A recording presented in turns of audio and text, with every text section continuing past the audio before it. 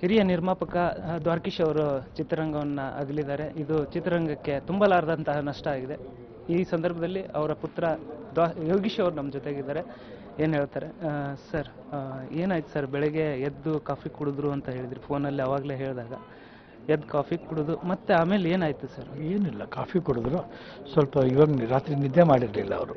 So ಇವಾಗ ನಿದ್ದೆ ಬರ್ತಾ ಇದೆ. ಒಂದು 2 hours ನಿದ್ದೆ ಮಾಡ್ತೀವಿ. ಒಂದು 10 ಗಂಟೆಗೆ ಎಬ್ಸು ಅಂದರು.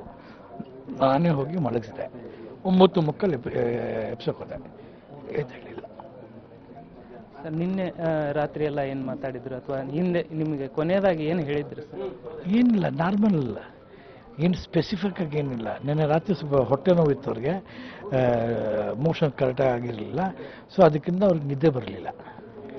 You was feeling uneasy. ಅಂದರೆ ಅನಾರೋಗ್ಯವಾಗಿ ಇದ್ದಿದ್ದು ಅಥವಾ ಏನು ಆರೋಗ್ಯವಾಗಿ ಇದ್ರು? ನಾರ್ಮಲ್. ಒಂದು 10 ದಿನದಿಂದ ಈ ಸೆಕೆ ಆಯಿತು ಅಂದ್ಬಿಟ್ಟು AC ಹಾಕೊಳ್ಳೋರು ಕೋಲ್ಡ್ ವಾಟರ್ ಕುಡಿದಿದ್ರು. ಅದರಿಂದ ಸ್ವಲ್ಪ ಕಫ ಆಯಿತು ಅಷ್ಟೇ. ಅದು ಬಿಟ್ಟು ಬೇರೆ ಏನೂ ಇರಲಿಲ್ಲ. ಈ 3 ದಿನ ಮುಂಚೆ ಚೆಕಪ್ ಮಾಡಿಸಿದ್ರು. ಚೆಕಪ್ಪಲ್ಲಿ ಏನು everything was normal. Only small infection, ಒಂದು ಆ್ಯಂಟಿಬಯೋಟಿಕ್ ಕುಡಿಯೋದು, ಆ್ಯಂಟಿಬಯೋಟಿಕ್ ತೊಗೊತಾ ಇದ್ದಾರೆ ಅಷ್ಟೇ. ಅದು ಬಿಟ್ಟರೆ ಬೇರೆ ಯಾವ ಥರವಾದೂ ಇದಿಲ್ಲ. ಅಮ್ಮ ಮತ್ತು ಅಪ್ಪಾಜಿ ಒಂದೇ ಟೈಮಲ್ಲಿ ಸೇಮ್ ಡೇ April 16th, 2021 ಅಮ್ಮ, April 16th, 2024 ಅಪ್ಪ. 3 ವರ್ಷದ ಬಳಿಕೆ 3 years. ಅಂದರೆ ಸ್ಯಾಂಡಲ್ವುಡ್ನ ಒಂದು ಇತಿಹಾಸವನ್ನು ತಿರುವು ಹಾಕಿದಾಗ ಅವರ ಕುರುಹುಗಳಿದೆ. ಸ್ಯಾಂಡಲ್ವುಡ್ನಲ್ಲಿ ಸಾಕಷ್ಟು ಸಿನಿಮಾ, 50 ಸಿನಿಮಾಗಳನ್ನ ನಿರ್ಮಾಣ ಮಾಡೋದಂದರೆ ಸುಮ್ಮನೆ ಅಲ್ಲ ಸರ್. ಇದ್ರ ಬಗ್ಗೆ ಹೇಳೋದು? ಇದ್ರ ಬಗ್ಗೆ ನಾನು ಹೆಂಗೆ ಹೇಳಲಿ? ನಾನು ಚಿಕ್ಕವನು ಈ ವಿಷಯ ಬಗ್ಗೆ ಮಾತಾಡೋಕ್ಕೆ. ನಾನು ಮಗ ಅವ್ರು ಹೇಳ್ಕೊಟ್ಟಿದ್ದಾರೆ, ಇಲ್ಲಿ ಮುಂದೆ ಹೋಗ್ತಾ ಇದ್ದೀವಿ. ಇದ್ರ ಬಗ್ಗೆ ಇಂಡಸ್ಟ್ರಿ ಜನರಿಗೆ ಗೊತ್ತು, ವಾಟ್ ಈಸ್ ದ್ವಾರಕೀಶ್ ಚಿತ್ರ, ಅಪ್ಪ ಏನು ಅನ್ನೋದು. ಅದಕ್ಕೆ ಇವಾಗ ಯಾರೋ ಕೇಳ್ದಾಗ ಹೇಳಿದೆ, ಅಪ್ಪ was on actor, producer, director, distributor. ಒಬ್ಬರು ಎಲ್ಲ ಮಾಡಿದ್ರು. 5 ಜನ ಮಕ್ಕಳಲ್ಲಿ ಯಾರಿಗೂ 5 ಮಾಡೋಕ್ಕಾಗಲ್ಲ. ಅದಕ್ಕೆ ನಾವೆಲ್ಲರೂ ಡಿಸ್ಟ್ರಿಬ್ಯೂಟರ್ ಆದ್ವಿ. 2 ಆ್ಯಕ್ಟರ್ ಆದರು, ಒಬ್ಬ ಪ್ರೊಡ್ಯೂಸರ್, ಡೈರೆಕ್ಟರ್ ಆಗ್ತಾರೆ, ಆ ಥರ ಡಿಸ್ಟ್ರಿಬ್ಯೂಟರ್, ಆ ಥರ ಸ್ಪ್ಲಿಟ್ ಆಯಿತು. ಎಲ್ಲ ಮಕ್ಕಳಿಗಿಂತ ಅಂದರೆ ನೀವು ತುಂಬ ಅವರಿಗೆ ಇಷ್ಟವಾದವರು, ತುಂಬ ಪ್ರೀತಿ ನಿಮ್ಮ ಮೇಲೆ ಅಂದರೆ? ಅದು ಅಪ್ಪಂಗೆ ಎಲ್ಲರೂ ಇಷ್ಟ, 5 ಜನನೂ ಇಷ್ಟ, ಎಲ್ಲರೂ ಇಷ್ಟ. ಆದರೆ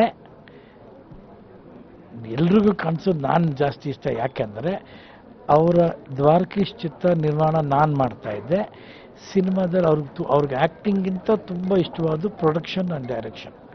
ಅದು ನಾನು ಮಾಡ್ತಾಯಿದ್ದೆ. ನನ್ನ ಜೊತೆ ಜಾಸ್ತಿ ನನ್ನ ಜೊತೆ ಇದ್ದಿದ್ದರಿಂದ ಎಲ್ಲರಿಗೂ ಹಂಗೆ ಕಾಣಿಸ್ತು. ಬಟ್ ಅವ್ರಿಗೆ ಎಲ್ಲರೂ ಒಂದೇ, ನೋ ವ್ಯತ್ಯಾಸ. ಈ ಒಂದು 50 ಸಿನಿಮಾಗಳ ಒಂದು ಅನುಭವ ಏನಿರುತ್ತೆ, ಈ ಒಂದು ಇಂಡಸ್ಟ್ರಿಯ ಅನುಭವ, ಅವಾಗ ನಿಮ್ಮ ಜೊತೆಗೆ ಸುಮ್ಮನೆ ಕೂತಾಗ ಯಾವ ರೀತಿ ಹಂಚ್ಕೋತಾ ಇದ್ರಿ? ಯಾವ ರೀತಿ ಅಂದರೆ ಎಲ್ಲ ಹೇಳಿದ್ದಾರೆ.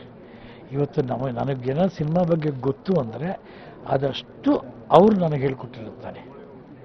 It is only acquired from him. He has been the teacher, master, idol, everything. ಅಂದರೆ ಮತ್ತೆ ಸಿನಿಮಾ ನಿರ್ಮಾಣ ಮಾಡೋದು, ಮತ್ತೆ ಮುಂದೆ ಈಗ ಅವರು 50 ಸಿನಿಮಾನ ಮಾಡಿದ್ರು. ಸೊ ನೀವು ಮುಂದುವರ್ಸ್ಕೊಂಡು ಹೋಗ್ತೀರಾ ಅಥವಾ ಬೇರೆ ಏನಾದರೂ ಸ್ಕ್ರಿಪ್ಟ್ಗಳು ಕೇಳಿದ್ರೆ? ರಾಘವೇಂದ್ರ ಸ್ವಾಮಿ ಆಶೀರ್ವಾದ ಇರೋ ತನಕ ಸಿನಿಮಾ ದ್ವಾರಕೀಶ್ ಚಿತ್ರ ಮಾಡೇ ಮಾಡುತ್ತೆ. ದ್ವಾರಕೀಶ್ ಅವರಿಗೆ ಕುಂತರು, ನಿಂತರು, ಜೀವಿಸಿದ್ರು ಬರೀ ಸಿನಿಮಾನೇ ಆಗಿತ್ತು. ಅದನ್ನು ಬಿಟ್ಟು ಬೇರೆ ಹೊರತು ಏನು ಗೊತ್ತಿರಲಿಲ್ಲ? ಇಲ್ಲ, ಗೊತ್ತಿಲ್ಲ. ಸಿನಿಮಾ ಒಂದೇ ಅವ್ರಿಗೆ. Cinema cinema cinema.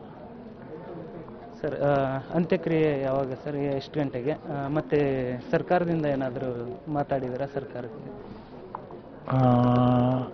ಅಂತಿಮ ಕ್ರಿಯೆ ನಾಳೆ ಬೆಳಗ್ಗೆ 7:15 ರವೀಂದ್ರ ಕಲಾಕ್ಷೇತ್ರದಲ್ಲಿ ಸಾರ್ವಜನಿಕರಿಗೆ ನೋಡಿಕೊಂಡು ಅಲ್ಲಿಂದ ಚಾಮರಾಜಪೇಟೆ TR ಮಿಲ್ಲಲ್ಲಿ ಅಂತಿಮ ಕ್ರಿಯೆ ಮಾಡ್ತೀವಿ. ಎಷ್ಟು ಗಂಟೆ? ಅದು ಡಿಪೆಂಡ್ಸ್. ನಾಳೆ ರವೀಂದ್ರ ಕಲಾಕ್ಷೇತ್ರದಲ್ಲಿ ಎಷ್ಟೊತ್ತಾಗತ್ತೆ ನೋಡ್ಕೊಂಡು ಅದ್ರ ಪ್ರಕಾರ. ಅಂದರೆ ಸರ್ಕಾರದವ್ರು ಮಾತಾಡಿದ್ರೆ ಅಥವಾ ಹಂಗೆ CM ಅವ್ರನ್ನ ಏನಾದ್ರು ಕಾಂಟ್ಯಾಕ್ಟ್ ಮಾಡೋದಂತ ಪ್ರಯತ್ನ ಮಾಡಿದ್ದಾರೆ? ಇಲ್ಲ, ನಮ್ಮ ಕನ್ನಡ ಫಿಲಮ್ ಚೇಂಬರಿಂದ ಅಧ್ಯಕ್ಷರು ಅವರೆಲ್ಲ ನೋಡ್ಕೊಂಡು ಅವ್ರು ನೋಡ್ಕೊತಾ ಇದ್ದಾರೆ. Okay sir, thank you. ಇದಿಷ್ಟು ಪುತ್ರ ಯೋಗೀಶ್ ದ್ವಾರಕೀಶ್ ಅವರ ಮಾತಾಗಿತ್ತು. ಕ್ಯಾಮ್ರಾ ಪರ್ಸನ್ ಅಕ್ಷಯ್ ಜೊತೆ ಧನು, ಪಬ್ಲಿಕ್ TV, ಬೆಂಗಳೂರು.